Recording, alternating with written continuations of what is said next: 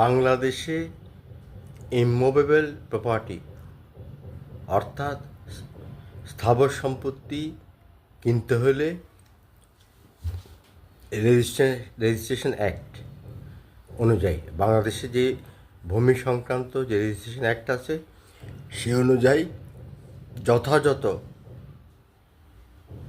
দলিলপত্র সম্পাদন করে ডকুমেন্টেশনের মাধ্যমে তাকে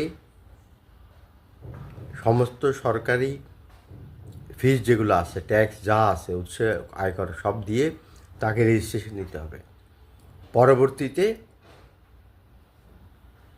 সেটা মিউটেশন হবে, না হলে নিজের নামে সে গ্যাস, বিদ্যুৎ, পানি এবং ভূমি উন্নয়ন কর যেটা অনলাইনে দিতে হয় সেগুলো সে কিছু দিয়ে, এবং হোল্ডিং যদি নিজের নামে করতে হয় সে দিতে পারবে না।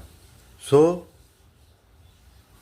সাধারণ স্ট্যাম্পের মাধ্যম বা দলিলের মাধ্যমে যদি কোনো সম্পত্তি কেনাবেচা হয় সেটা আইনগতভাবে বাতিলযোগ্য, মানে সেটা সে দলিলের 2 পয়সার দাম থাকবে না, সেটা বাতিল বলে গণ্য করা হবে।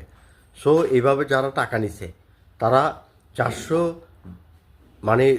মানে বাটপারি করে যারা অন্যের সম্পত্তি নিজের বলে বিক্রি করার চেষ্টা করছে বা টাকা পয়সা, তারা 420, 406 এবং ডাকাতির মামলা 379 ধারা অনুযায়ী ফৌজদারি দণ্ডবিধি অনুযায়ী তাদের বিরুদ্ধে মামলা হবে এবং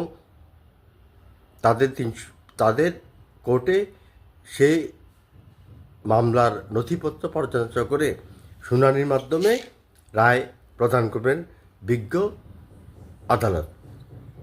সো কোনো অবস্থাতে রেজিস্ট্রেশন অ্যাক্টের বাইরে ভূমি সংক্রান্ত বা সম্পত্তি সংক্রান্ত অন্য কিছু হবে না। এবং সেটার ভূমি মন্ত্রণালয়ের মোবাইল কোর্ট আছে, কেউ যদি এই ধরনের কাজ করে তো মোবাইল কোর্টের মাধ্যমে ভালো একটা সাজা দেওয়া হয়। এছাড়া কোর্টেও সেটা ফৌজদারি আইন হিসাবে চিহ্নিত এবং নিশ্চিত করা হয়। এভাবে যদি কেউ বাটপারি করে সেটাও আলাদা একটা ধারা অনুযায়ী তাদের শাস্তিযোগ্য।